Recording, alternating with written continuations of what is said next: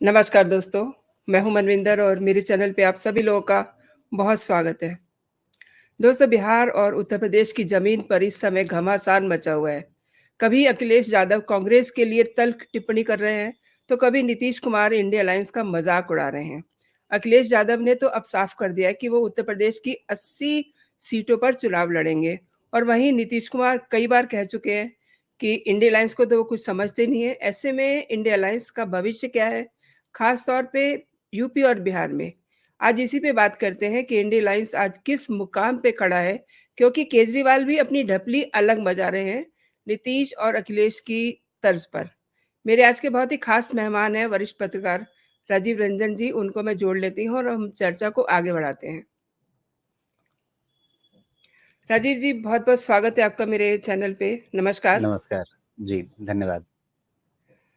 राजीव जी, ये क्या चल रहा है? इंडिया अलायंस को क्या सोच कर के इन लोगों ने बनाया था और देखिए किस-किस तरीके की बातें सामने आ रही हैं। अखिलेश हैं तो कई बार नाराज़ हो चुके हैं। कह रहे हैं कि प्रदेश की सभी आठों 80 सीटों पर अपने कैंडिडेट्स उतारने वाले हैं। ऐसे में कांग्रेस और उन दलों का क्या होगा, जो इंडिया अलायंस के उनके सहयोगी हैं? नहीं, यहाँ पर उनके बयान में थोड़ी-सी बारीकी है। अखिलेश ने साफ-साफ ये नहीं कहा है कि वो 80 सीटों पर खुद चुनाव लड़ने जा रहे हैं सपा की ओर से। ऐसा नहीं है। सपा 80 सीटों पर चुनाव लड़ेगी, ये बात उन्होंने नहीं कही है। वो कह रहे हैं 80 सीटों पर हम चुनाव लड़ने की तैयारी कर रहे हैं, लेकिन अच्छा। इसलिए कर रहे हैं कि जहाँ पे गठबंधन के उम्मीदवार भी होंगे, उनको भी हम अगर मजबूती दे सकें, उनको भी हम सहारा दे सकें, तो उसके लिए हम अपने संगठन को मजबूत कर रहे हैं और बूथ स्तर पर तैयारी कर रहे हैं। अब इनके इस बयान में असल में 2 तरह के संदेश हैं। जी, एक संदेश चेतावनी वाला संदेश है कांग्रेस के लिए, जी, जो एक तरह से कहा जाए कि ये जो INDIA बना है, जी, जिसको लोग वे लोग खुद कहते हैं इंडिया गठबंधन है और बाकी लोग मानते नहीं हैं, वो कहते हैं इंडिया तो हमारे देश का नाम है। जी, तो अ, यहाँ पर एक सीधा-सीधा संदेश इस INDIA गठबंधन के मुख्य भागीदार कांग्रेस को अखिलेश की चेतावनी है कि जी, देखिए, हम 80 सीटों पर तैयारी कर रहे हैं। अगर हमें अपने मन मुताबिक डील नहीं मिली, अगर आप इसी तरह से हमारा निरादर करते रहे, तो हम 80 सीटों पर अलग से चुनाव लड़ जाएँगे, हम उसकी तैयारी कर रहे हैं, हमें कोई फ़र्क नहीं पड़ता।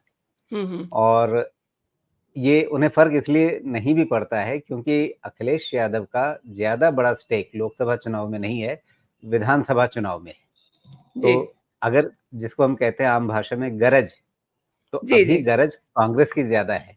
इसलिए वो ऑब्वियसली। तेवर दिखा रहे हैं अखिलेश जी कि भई देखो 80 सीटों पर हम लड़ने के लिए तैयार हैं। आप बताओ गठबंधन में रहना है कि नहीं रहना है, ये आपको तय करना है। हुँ, हुँ, तो दूसरे ये कि वो अभी ऐसा भी एकदम से तल्ख़ बयान नहीं देना चाहते हैं कि गठबंधन का मतलब 3-5 हो ही जाए इसी समय।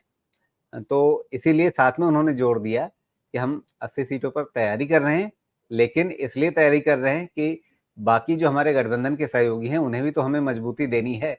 अगर हुँ, बाकी लोग लड़ेंगे चुनाव में, तो ऐसा थोड़ी कि वहाँ हम उनको कोई योगदान नहीं करेंगे। तो उनको हम योगदान कर सकें, उनको हमारे संगठन की मजबूती का फ़ायदा मिले, इसके लिए हम तैयारी करेंगे सारी 80 सीटों पर। तो अखिलेश जी के बयान का तो सीधा-सीधा मतलब ये है कि वो एक तरफ गठबंधन को अभी तोड़ने की हद तक नहीं जाना चाहते हैं, लेकिन कांग्रेस को एक चेतावनी भी दे रहे हैं। और उसकी पृष्ठभूमि आपको पता है कि जिस तरह से मध्य प्रदेश में समाजवादी पार्टी चाहती थी कि उसे कुछ सीटें मिले, अब वो 4 होती, 5 होती, 6 होती, 8 होती, जितनी भी होती, जो भी उनके बीच की मोल-तोल चल रही थी, बात बनी नहीं। बात नहीं बनी, सिर्फ उतना मसला नहीं था।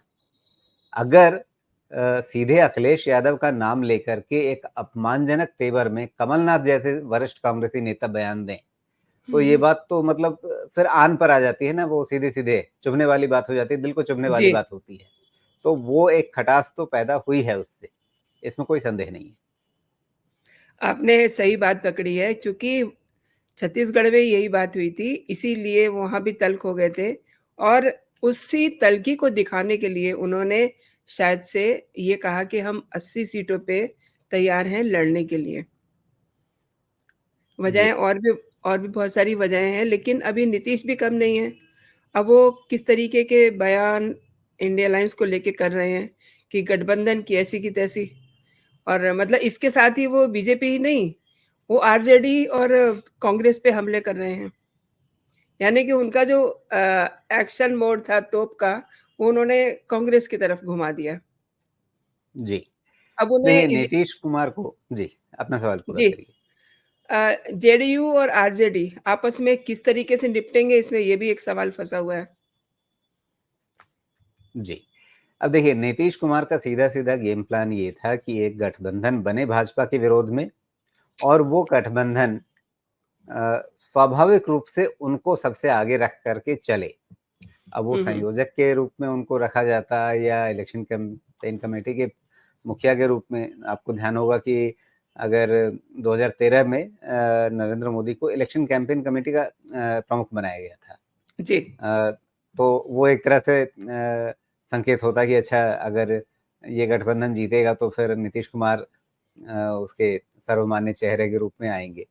अ, लेकिन वो चीज़ें उधर नहीं गई। अब आज की तारीख में सीधा-सीधा दिखता है कि आईएनडीआईए नाम का जो अ, एक अजीब-सा कहा जाए कि कहीं का ईंट, कहीं का रोड़ा, उस तरह से चीज़ें जुटा करके एक चीज़ बनाई गई है।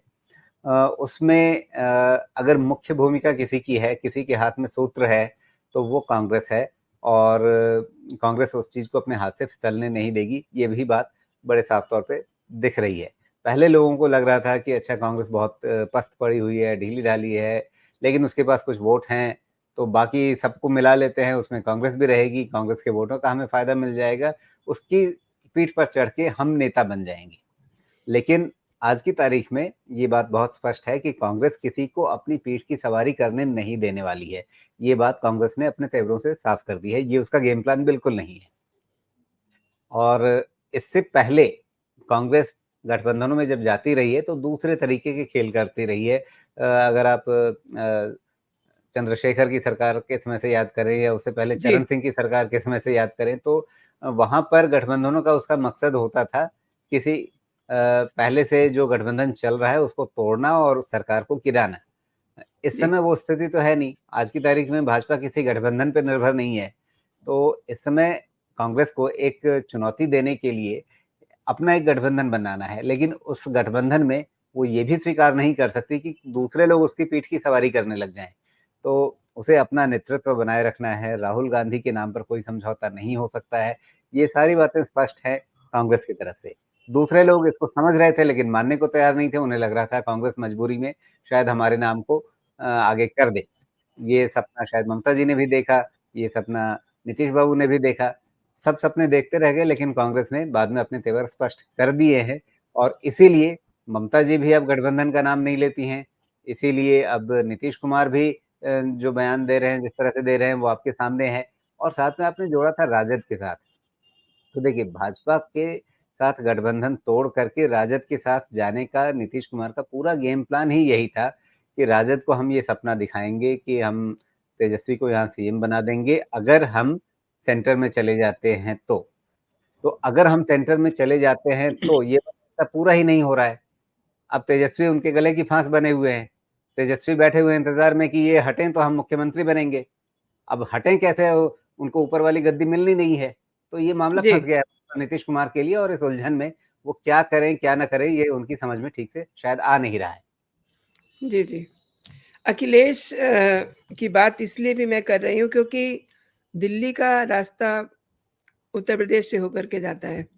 80 सीटें हैं, कम सीटें नहीं हैं। इधर बिहार के पास उससे आधी मतलब 40 तो 120 सीटों पर ये जो अब रस्साकसी सी शुरू कर दी है नीतीश बाबू ने और इधर अखिलेश यादव ने, किस तरीके से देखते हैं आप इसमें इंडी अलायंस का भविष्य क्या देखते हैं?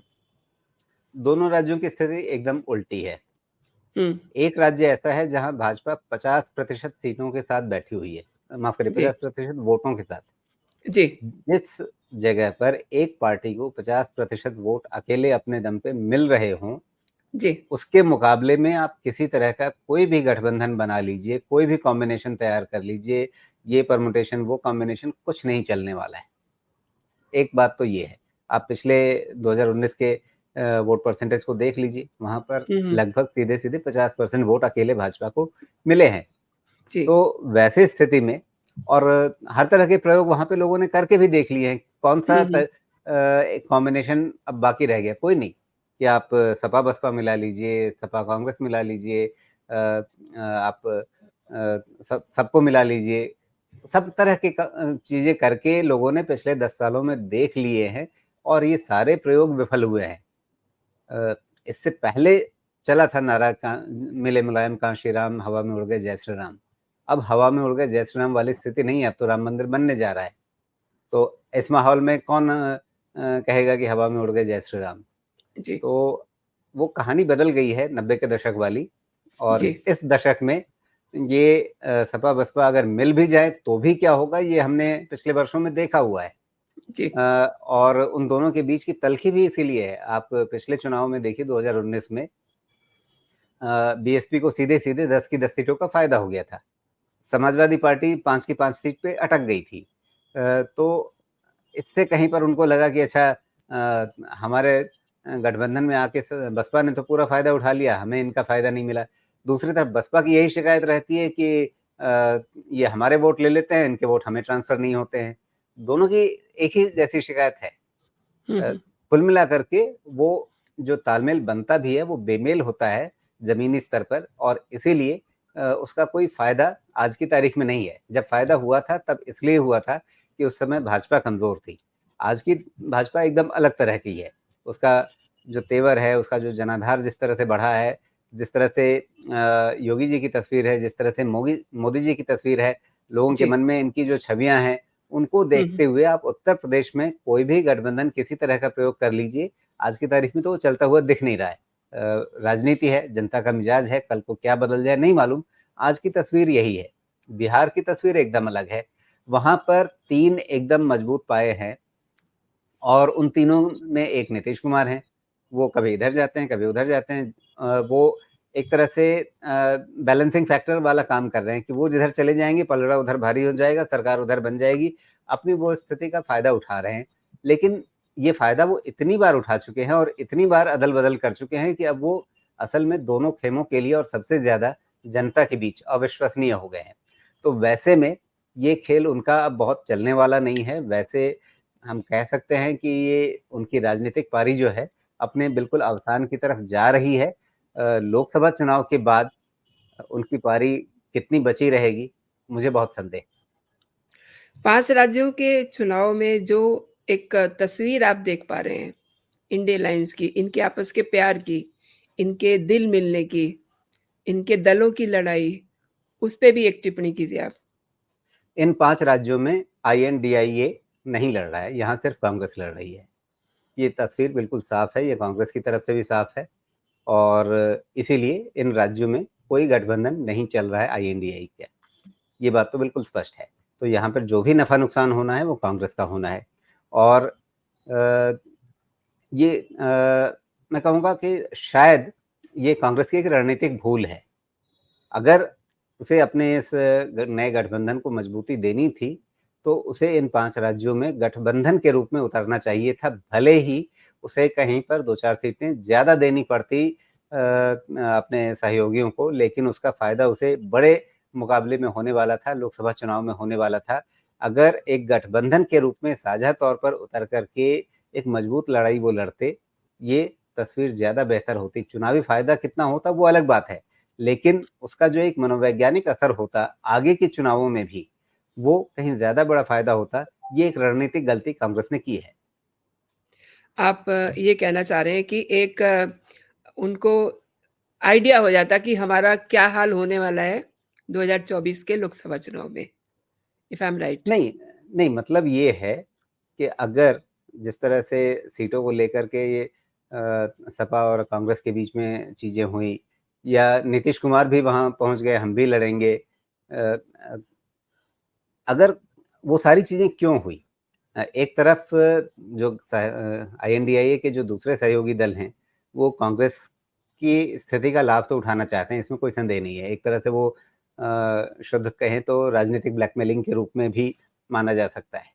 लेकिन राजनीतिक चतुराई कांग्रेस की ओर से ये होती कि सबको समझा-बुझा करके और एक सामने 2024 के लोकसभा चुनाव का एक व्यापक लक्ष्य दिखा करके, कुछ अपनी तरफ से छोड़ते, कुछ दूसरों को समझाते। कि भाई आप ज़रूरत से ज़्यादा ले लेंगे तो उसका नुकसान होगा। ये चीज़ बिहार में हमने देखी थी, कांग्रेस ने ज़रूरत से ज़्यादा ले लिया था, उसका नुकसान हुआ था वहाँ पर महागठबंधन को। तो उसी उदाहरण को वो सामने रख कर के कह सकते थे, हालाँकि ये उदाहरण देना उनके लिए बड़ा शर्मिंदगी वाला होता है, जी, लेकिन जी, जी। फिर भी वो समझा सकते थे कि अगर आप ज़रूरत से ज़्यादा ले लेंगे तो उसका गठबंधन को नुकसान होगा। आपको फ़ायदा भी नहीं होगा और गठबंधन का नुकसान हो जाएगा। तो अगर गठबंधन को चलाए रखने, बनाए रखने और मजबूती देने के लिहाज से वो इन चुनावों में उतरते, तो इन चुनावों में 2-4 सीटों का फ़ायदा होता या नुकसान होता, लेकिन लोकसभा में जाते समय उनके सामने आपसी सिरफुटौवल कम रहती। जनता के बीच भी पहले से छवि बनी हुई रहती कि हाँ, ये भाजपा के साथ एक मोर्चे पर आकर के सही मायने में लड़ रहे हैं। आज की तारीख में जनता देख रही है साफ तौर पे कि ये तो सारे अवसरवादी लोग हैं। जहाँ अपना फ़ायदा दिखता है वहाँ इकट्ठा हो जाते हैं, जहाँ अपना फ़ायदा होता है तो अलग-अलग हो जाते हैं। सही कहा आपने। केजरीवाल ने दिल्ली में जब ये सिचुएशन आने लगी, तो उन्होंने कह दिया कि नहीं, हम तो अ, सातों सीटों पे हम खुद ही लड़ेंगे। बाद में फिर थोड़ा-सा उनको मनाने-वनाने की कोशिश की, लेकिन मतलब उनका मूड क्या है, ये सबको समझ में आ रहा है, क्योंकि जिस सिचुएशन में आज की तारीख में केजरीवाल फँसे हुए हैं, 2 स्टेट हैं उनके पास और इंडिया अलायंस वाले जो कहिए कि ग्रैब किया हुआ ना इस समय कांग्रेस ने पूरे गठबंधन को, तो किसी ने भी उनके आँसू नहीं पहुँचे। शुरुआत में एक बार नीतीश ज़रूर आए थे कि नहीं हम तुम्हारे साथ हैं। लेकिन अब इतना सारा बवाल हो गया उसके बाद अ, मनीष जी को ज़मानत नहीं मिलती है, संजय सिंह को ज़मानत नहीं मिलती है, वो बल्कि अंदर गए उस सीन के बाद। अब तलवार लटकी हुई है केजरीवाल पे, शराब घोटाले को लेकर के। लेकिन एक भी शब्द आप देख रहे होंगे कि सुनाई नहीं दे रहा होगा उनके सहानुभूति के लिए। जी। तो अब अब जब शराब मामले में शराब घोटाले को लेकर के मनीष सिसोदिया को जेल हुई, उस हुँ, समय आप दिल्ली कांग्रेस के नेताओं के बयान देख लीजिए। अ, जब ईडी ने कार्रवाइयाँ शुरू की इस घोटाले को लेकर के, उस समय कांग्रेस के जो दिल्ली के नेता थे, वो सब एक तरह से खुशियाँ मना रहे थे। हुँ। वहाँ पर उन्होंने ईडी की कार्रवाई की कोई आलोचना नहीं की थी। तो वहाँ से लेकर के अभी पंजाब में सिद्धू ने जो बयान दिया है, जिसमें उन्होंने जी, जी। क्या कुछ नहीं कहा है, तो जी, जी। वो सारी कड़ियाँ आप जोड़ते जाइए, जो हुँ, हुँ। क्षेत्रीय स्तर पर, ज़मीनी स्तर पर आम आदमी पार्टी और कांग्रेस के बीच का गठबंधन कैसे चलेगा, इसका कोई फ़ॉर्मूला दोनों के शीर्ष नेतृत्व के पास नहीं है। जी। और ज़मीनी स्तर पर दोनों आपस में एक-दूसरे के खिलाफ ही खड़े हैं क्योंकि दोनों एक-दूसरे की ज़मीन खाने में लगे हैं। आम जी, आदमी जी। पार्टी ने तो जहाँ जो ज़मीन छीनी है, वो कांग्रेस से ही छीनी है ना। उसने जी। भाजपा की कोई ज़मीन नहीं छीनी है। उसने जी। जहाँ जो ज़मीन छीनी है, वो कांग्रेस की छीनी है और हुँ, कांग्रेस हुँ। के जो स्थानीय नेता कार्यकर्ता हैं, वो तो इस दर्द को सीधे महसूस करते हैं जी। और केंद्रीय नेतृत्व भले ही एक बार को व्यापक रूप से देखे कि अच्छा ठीक है, हमें अपने लोकसभा चुनाव में इनकी ज़रूरत है, इनको गठबंधन में रखना चाहिए, इसलिए थोड़ा इनकी हम सुन लेंगे, थोड़ा ये हमारी ज़मीन ले गए हैं, कोई बात नहीं है। लेकिन फिर भी हमें इनको साथ में रखना है, ये बात शायद केंद्रीय नेतृत्व लोकसभा चुनाव के मद्देनज़र सोच सकता है। लेकिन स्थानीय स्तर पर जो नेता कार्यकर्ता हैं वो तो हमेशा यही देखते रहेंगे ना कि भई हम यहाँ पर राज्य में थे, हम शासन में थे। आम आदमी पार्टी ने सत्ता दिल्ली में किससे हथियाई? कांग्रेस से हथियाई। पंजाब में ऑब्वियसली। किससे हथियाई? कांग्रेस से हथियाई। बिल्कुल, बिल्कुल। जो जो उनका जनाधार खिसका कांग्रेस का खिसका और आम आदमी पार्टी के पास गया। जी। इन दोनों राज्यों में कहीं भी ऐसा नहीं हुआ कि भाजपा का जनाधार खिसक के आम आदमी पार्टी के पास चला गया हो। भाजपा को दिल्ली में जितने वोट मिलते थे, उतने ही मिलते रहे। सिर्फ ये हुआ कि पहले तो ये हम हमारा तो ये मानना है कि 2013 में या दो उसके बाद जो फिर अगला चुनाव हुआ 2015 में, इन दोनों चुनावों में कांग्रेस ने एक तरह से सरेंडर किया ताकि भाजपा जीत ना जाए यहाँ दिल्ली में और उस सरेंडर के चलते आम आदमी पार्टी को यहाँ पर अपनी ज़मीन पकड़ने में मदद मिली है। जी। अ, इस बात का एहसान मानने के बदले आम आदमी पार्टी ने उनको पंजाब से भी बेदखल कर दिया। तो जी, जी। कांग्रेस कितना बलिदान करेगी, कितनी जगह अपनी ज़मीन छोड़ेगी आम आदमी पार्टी के लिए सिर्फ इस नाम पे कि भाजपा को रोकना है। सिद्धू का बयान जो है वो भी बड़ा डेंजरस है। उन्होंने कहा है कि जो शराब नीति दिल्ली में थी वही इन्होंने पंजाब में लागू कर दी है और अब वो उस नीति के खिलाफ प्रोटेस्ट करने वाले हैं, ये भी उन्होंने वार्निंग दे दी है। तो क्या सीन समझते हैं, क्या होने वाला है वहाँ? मतलब अब लोकसभा चुनाव से पहले ही जो रायता फैलेगा, थोड़ा-सा उसका सीन बताइए? अब ये तो जो दिल्ली में बैठे कांग्रेस के केंद्रीय नेतृत्व हैं और केंद्रीय प्रवक्ता हैं, उनको स्पष्ट करना चाहिए कि सिद्धू अपनी मर्जी से अपना एक अलग राग छेड़ रहे हैं या ये हुँ, कांग्रेस की स्पष्ट अपनी घोषित नीति है। ये सफाई तो कांग्रेस को देनी चाहिए। हालाँकि कांग्रेस इस बात में, इस खेल में बहुत माहिर है कि वो 2 अलग-अलग सुर में अपने संदेश छोड़ती है। जी, इससे पहले अगर आप देखें तो एक तरफ दिग्विजय सिंह, मणिशंकर अय्यर जैसे लोग हिंदुत्व के खिलाफ एजेंडा चलाते थे और दूसरा जी। राग छेड़ा जाता था, हम मंदिर-मंदिर घूम रहे हैं। जी, तो जी, जी, जी। एक साथ 2 विरोधाभासी संदेश जनता के बीच में भेजना, ये कांग्रेस का एक पुराना खेल रहा है। उसमें उनको जी। फ़ायदा कितना हुआ, नुकसान कितना हुआ, ये अलग बात है। उनकी विश्वसनीयता नष्ट होने का एक बड़ा कारण ये भी है। इसलिए मुझे तो लगता है कि इस तरह की रणनीति अगर दो तरफ़ा खेल खेला जाता है, तो उससे जनता में आप अपनी साख खोते ही हैं और उसका अंततः नुकसान ही होता है। तात्कालिक फ़ायदा कभी हो जाए तो हो जाए। केजरीवाल थोड़ी ज़्यादा निचले स्तर की राजनीति खेल रहे हैं। आपने भी देखा होगा पिछले दिनों कांग्रेस के एक वरिष्ठ नेता जो ड्रग में जब अरेस्ट किया जाता है उनको तो अ, ये अपना मुँह नहीं खोल रहे थे। इन्होंने ये तो कहा कि हाँ, बड़ा बुरा हुआ है। लेकिन उन्होंने कहा कि ठीक है कानून अपनी कार्रवाई करेगा। और उसके बाद कुछ दिन के बाद फिर जो है संजय सिंह का खेल शुरू हो गया। अब तो केजरीवाल पे भी तलवार लटकी हुई है। तो तो वहाँ भी इसी कानून अपना काम कर रहा है। वहाँ भी कानून अपना काम कर रहा है। सही कह रहे हैं। आपने अभी जी। ज़िक्र किया था जय श्री राम का, तो अब 22 जनवरी को रामलला स्थापित होंगे, मंदिर के द्वार कपाट खुलेंगे और आप समझ सकते हैं कि वो पल कितना सुखद होगा और उस पल को हर सनातनी, हर हिंदू एन्जॉय करेगा। तो ऐसे में क्या वो वोटर जो है, सपा और कांग्रेस की तरफ तवज्जो देगा? देखिए, अब 500 सालों के संघर्ष के बाद वहाँ पर रामलला का मंदिर वापस पुनर्स्थापित हो रहा है, तो जी, ठीक है, इस मुद्दे पर बीच में बहुत सारी चुनावी सरगर्मियाँ हुई हैं, राजनीतिक गहमा-गहमी हुई है। लेकिन आज की तारीख में मुझे लगता है कि ये चुनावी मुद्दा नहीं बनना चाहिए। जनता का ऐसा मूड नहीं है कि ये चुनावी मुद्दा बने, उससे किसी पार्टी को फ़ायदा नुकसान हो। ये जनता के लिए एक सुखद क्षण होगा, सबके लिए एक भावुक क्षण होगा, लेकिन ये चुनावी मुद्दा तभी बनेगा जब विरोधी दल कुछ गलतियाँ करेंगे, जिस तरह की गलतियाँ उन्होंने अतीत में की हैं। और जी, जी। भाजपा को भी ऐसी कोई हड़बड़ी नहीं है कि वो इसे चुनावी मुद्दा बनाए। वो दिखाएगी ज़रूर कि हाँ, ये राम मंदिर बना है तो उसके पीछे अ, हमारा जो एक राजनीतिक संघर्ष रहा है, उसका योगदान है कहीं पे। आपको रैलियों में ज़िक्र होगा इसका। लेकिन क्या भाजपा चाहेगी कि यही सबसे बड़ा चुनावी मुद्दा बन के आए? तो नहीं, ये एक समझिए कि जो बैकग्राउंड म्यूज़िक की तरह से होता है। हुँ, हुँ। बैकग्राउंड म्यूज़िक की तरह से रामधुन बजती रहेगी। लेकिन भाजपा भी इसको कोई बड़ा चुनावी मुद्दा बना करके पेश नहीं करने वाली है और यदि दूसरे दलों ने ऐसी कोशिश की, भाजपा विरोधी दलों ने, तो उनके लिए तो ये आत्मघाती ही हो जाएगा। नहीं, आपने दोनों ही बातें कही हैं, लेकिन क्या अज़्यूम कर रहे हैं? क्योंकि आप हम जो हैं, हमारे विपक्ष का मूड भी समझते हैं, कि किस बात को पे उसे किस तरीके से रिएक्ट करना होता है। और जो बैकग्राउंड का म्यूज़िक होता है, वो माहौल को बनाने के लिए बड़ा इम्पोर्टेंट होता है।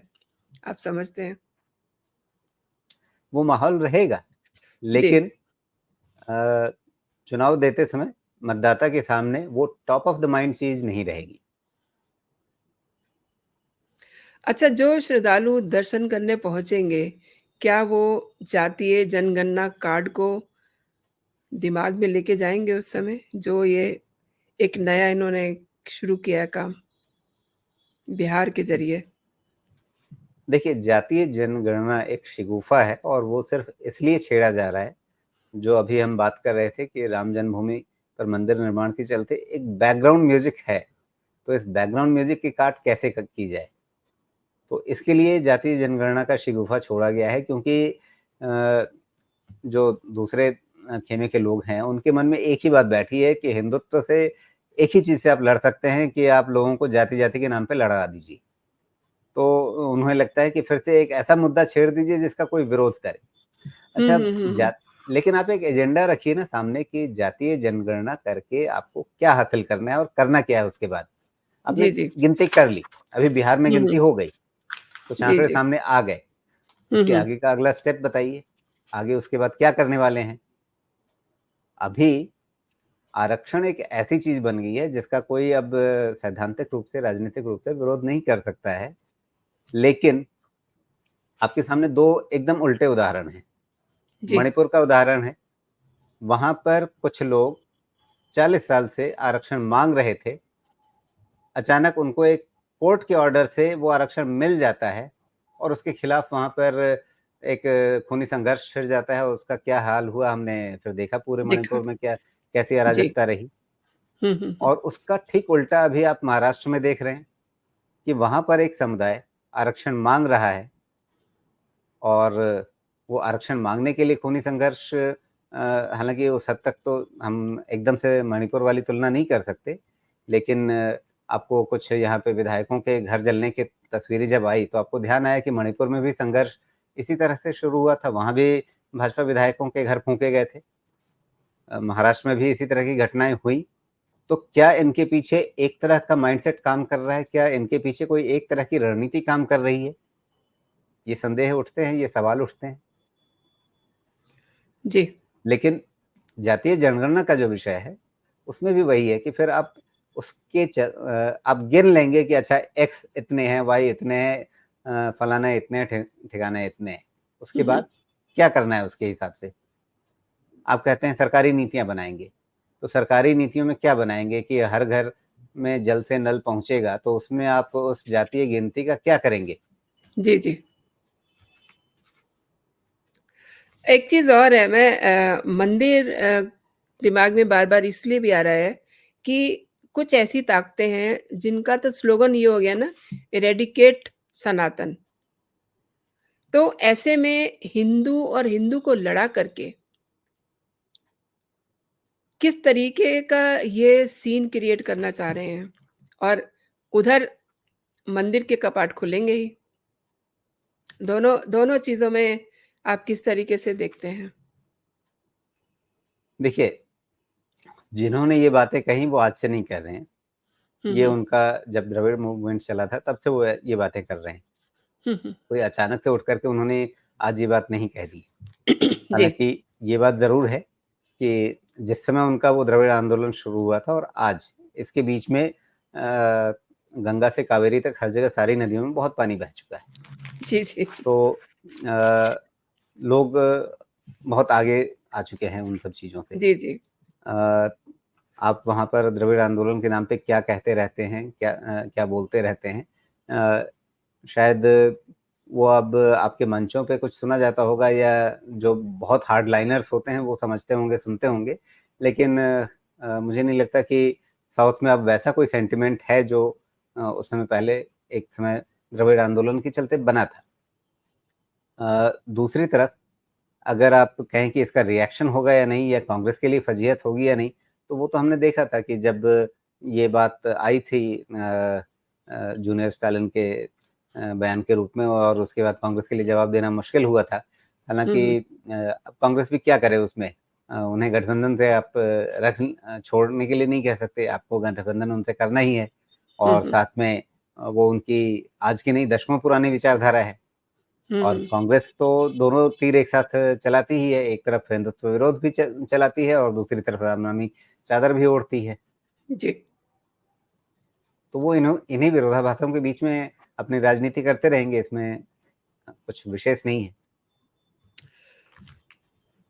राजीव जी, आपने मेरे दर्शकों को बहुत अच्छी जानकारी दी और मेरे चैनल के लिए आपने समय निकाला। बहुत-बहुत शुक्रिया आपका। धन्यवाद। जी, बहुत धन्यवाद आपका भी। जय हिंद, जय भारत। नमस्कार। नमस्कार।